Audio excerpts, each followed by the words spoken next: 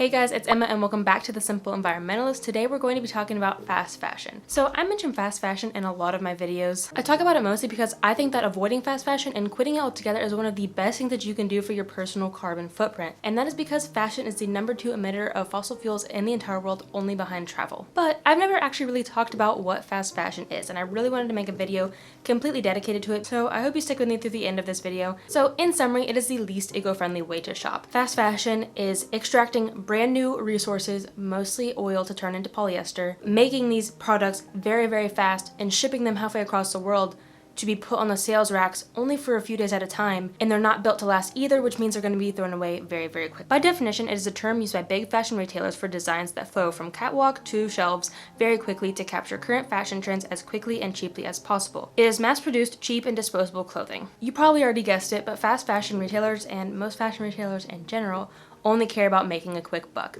They don't care about the people making the products, they don't care about the consumers, they only care about the money. And that's what a lot of these social and environmental issues come down to, honestly. And it's really sad, and I'm sure a lot of people know about it, but honestly, I don't think that people really know the depth of these issues. They don't care where they source their materials, they don't care who makes their clothing or how long it takes them, they don't care if their employees are paid and treated fairly either. Their clothes are oftentimes made out of polyester, which, if you didn't know, is synthetic plastic-based material, turning our precious oil into clothing that is only designed to be worn a few times and then thrown into the garbage. It takes about 70 million barrels of oil to produce polyester every year. 80 billion pieces of clothing are made every single year. Brands release 52 micro-seasons every year, making customers think that they are out of style in just 1 week, when they used to have 2 seasons or 4 seasons, to go with the actual seasons of the year. We use 400% more clothing than we did just 20 years ago. The average consumer wears an article only 7 times before getting rid of it, whether that be throwing it away or donating it. An average of 82 pounds of textile waste is produced per year per US citizen. The only resort for when you're throwing a garment away should be that it is literally not wearable by any person. You can fix holes easily, you can sew on buttons easily. If you just simply don't like a garment, please don't throw it in the trash can. Please donate it to somebody. Please just give it to a friend. There are so many other options besides throwing your clothing away. Most women only wear about 20 to 30% of the clothing they own. So the Marie Kondo method was pretty popular like a year or so ago. That was when you would just go through all of your items and be like, yes, I love this. I have like emotional value on this piece of clothing. Then looking at it on the flip side but do I really wear this? Am I only just keeping it because I love it that one time I wear it a year? So that's what I've been having to do with myself. I'm not saying you have to wear every single piece of clothing every single week or month, but if you're only wearing 20 to 30% of your wardrobe, think about what you own, think about what you love, and think about what you actually wear. The average garment is designed to last only 3 years as opposed to lasting a lifetime like you might have seen several decades ago. With vintage shopping, you think very, very high quality that will probably also last you a lifetime, and maybe even be able to be passed on farther once you're done with it. And then going further than just the physical wastefulness of this is, have you ever thought about who makes your clothing? I saw someone on Instagram wearing a shirt said, I know who made this. Where do they live? How many hours did they work that day?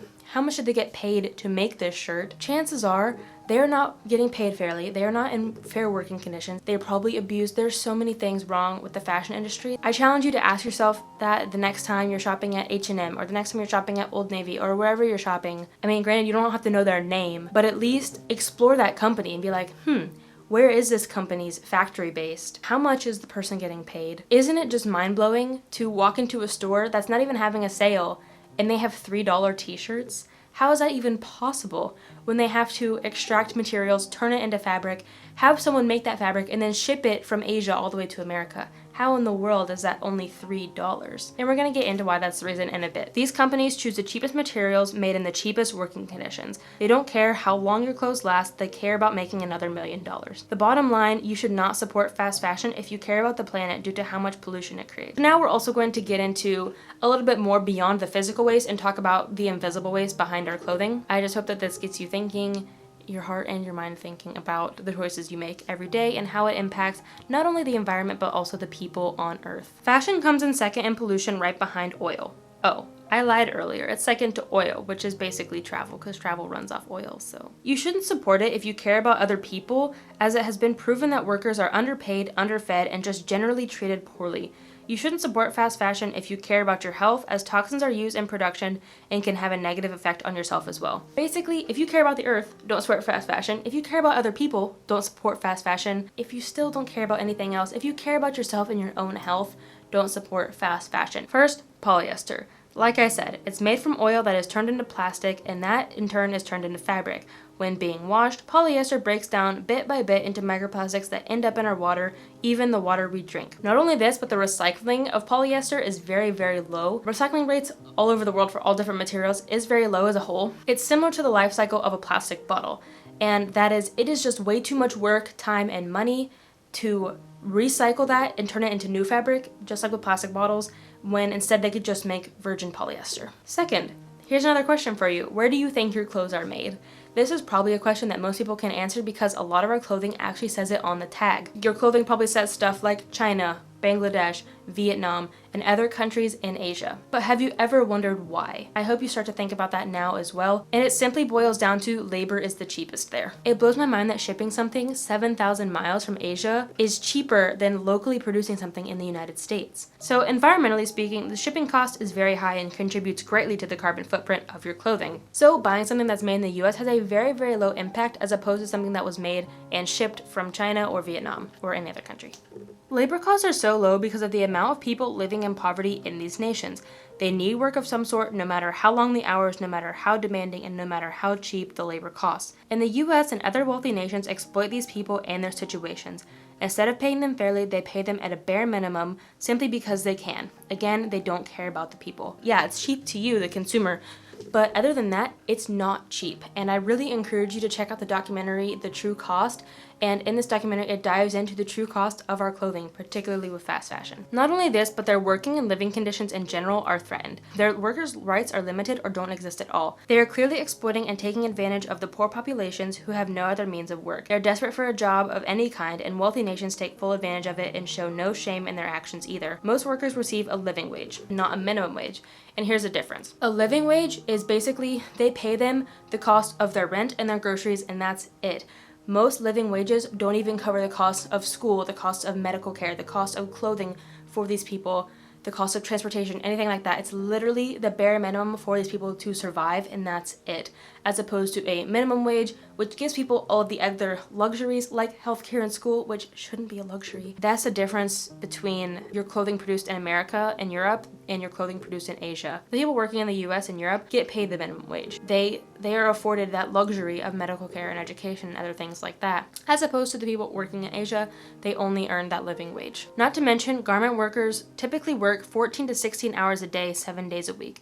I mean, how else are these brands going to get a new style out in 1 week? They are forced to meet unrealistic deadlines set by fashion retailers so you can wear it 5 times and then throw it away. If anything, respect the clothing as you would respect the humans who made your piece of clothing. I think that's something we often think too. We think that our clothing was produced on a machine. And in some instances that might be the case, but someone has to run that machine.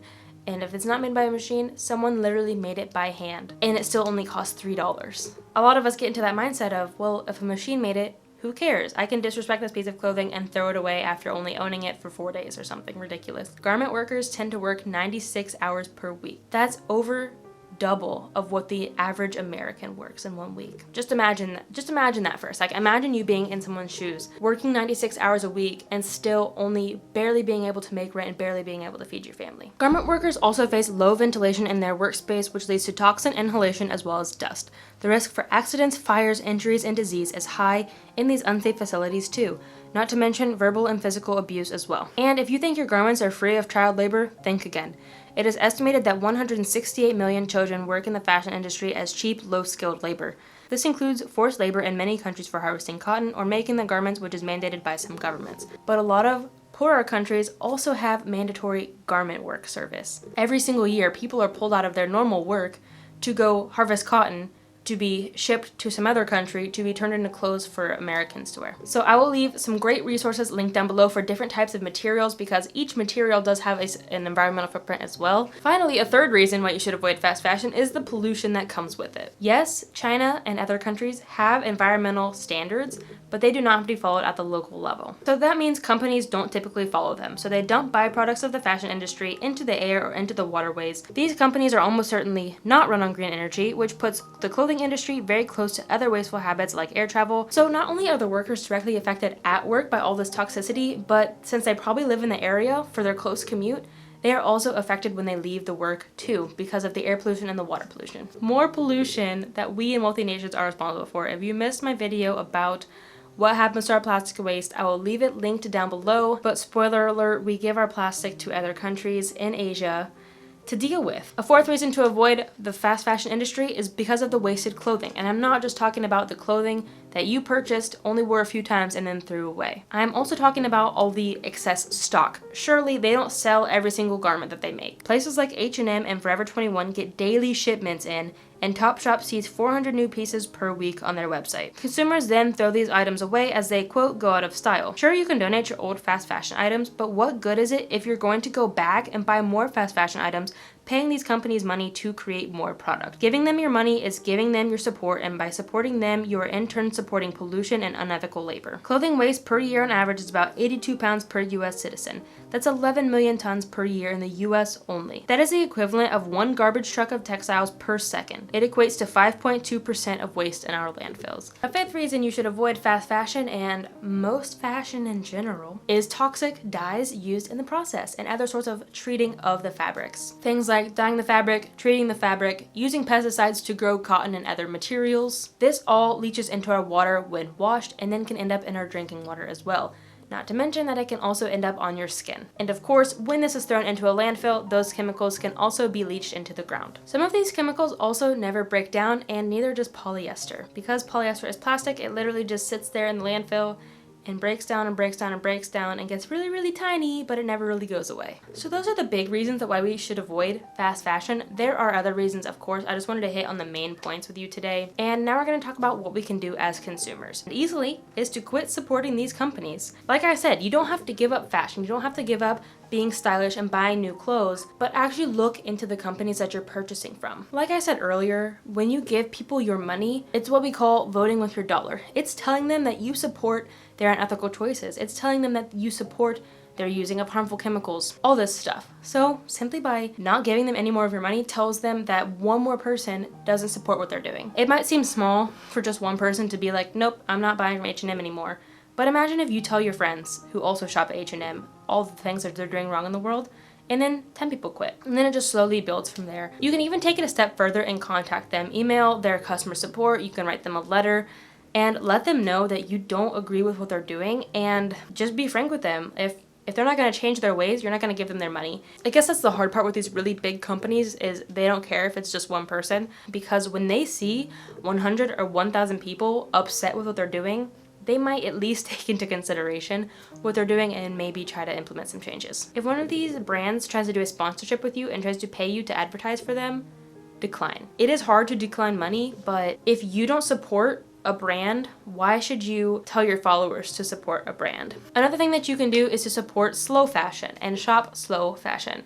And it's quite the opposite. That means ethical brands, sustainable brands, brands that don't produce a new wardrobe every single week. Thrift shopping is probably the most sustainable thing that you can do. Slow fashion is also brands that ensure you get quality product using mindful manufacturing, fair wages, and fair labor rights, as well as natural materials without harmful chemicals, and fight for the earth as well. So look into the brands that you want to buy from and make sure that they meet all the criteria that you set for yourselves. You don't have to follow anyone's set rules. Whatever morals and ethics you hold really closely to yourself, make sure that the brands you're supporting also hold similar ethics and morals and values, because if not, I feel like that's a conflict of interest. So do with that as you wish. So if you don't want to make that leap yet, because it can be really daunting to take up thrift shopping for the first time and take up sustainable shopping for the first time, at least if you're going to buy mass-produced products, try to buy them locally made and locally sourced. So instead of buying things from overseas, but buy things from companies that have tighter environmental regulations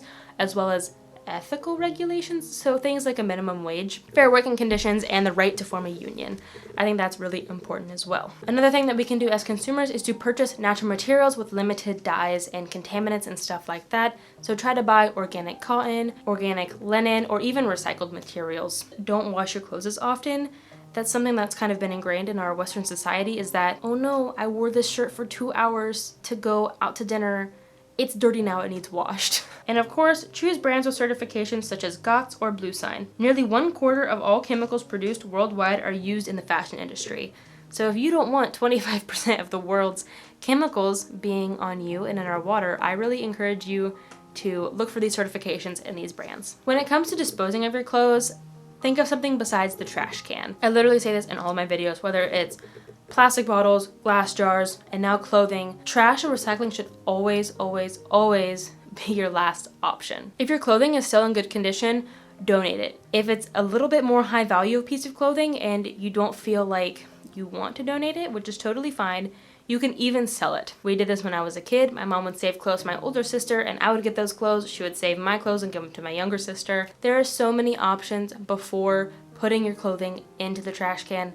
And like I said, it really should be in terrible condition before you even consider the trash can. Please don't throw away good clothing. So what do you do if you have a hole in your piece of clothing? And that's when repairing comes in. Sewing is really, really easy and very easy to pick up no matter what age, no matter what gender. And then after all that, that's when you try to find a recycling program for your clothes. Recycling is not the best, but it is definitely better than ending up in the landfill. Lastly, like I already touched on, just simply buy less. I'm not saying you need to become a minimalist. I'm not saying you need to join the zero waste movement, but just try not to impulse buy as much. I think this quote was from Patagonia. This quote was from somebody, and that is, the most sustainable option is the thing you already own. Make do with what you have, buy it secondhand if you absolutely need it. Just think through your purchases. Don't just go on shopping sprees because you're sad or you're happy. When you do purchase something, make sure it's very high quality, something that will last you a long, long time, and it's from a reputable brand as well. So sure, it might be a little bit more expensive up front to buy a $30 t-shirt as opposed to a $3 t-shirt, but when that $3 t-shirt's only gonna last you a few months worth of wears and this $30 t-shirt is gonna last you a lifetime,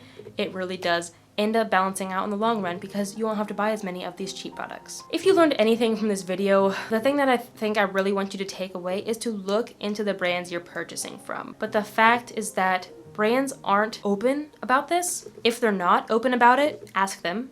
And if they don't provide you answers, that means there's something to hide probably. I encourage you to buy from transparent, ethical, sustainable brands. And this isn't just big fashion retailers. This isn't just Zara. This isn't just H&M.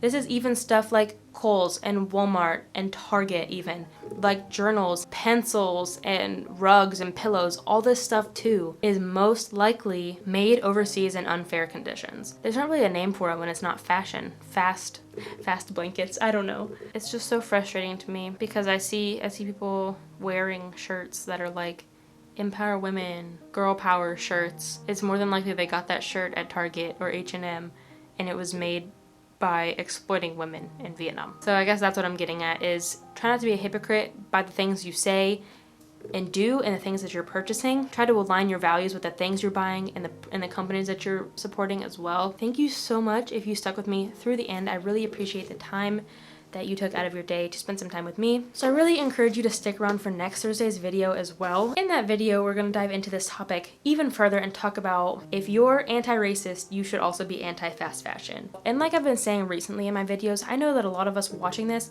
are already of the same mind and that we agree that fast fashion is terrible. So if you know someone in your life who's still supporting fast fashion, I really encourage you to share this video with them or at least have this conversation with them. The issue isn't with those of us who already believe fast fashion is terrible. The issue lies with people who are still supporting fast fashion. Also, I'd really appreciate if you hit that like button because it really does help support my channel. Thank you so much for watching, and until next time, remember that these small changes you make have a big impact in the long run. Bye guys. 80 billion, how many? We'll just round it up to 8 billion people. Is that 10 million pieces of clothing per person? So let's dive in further as to why you should not support fast fashion, and then what, and why it is not environmentally friendly. Buying a piece of clothing that was made in the US has a very, very low imprint. Buying something that's made in the US has a very, very low impact. This is getting really long. Thank you so much for watching, and until next time, remember that the small changes you make have a big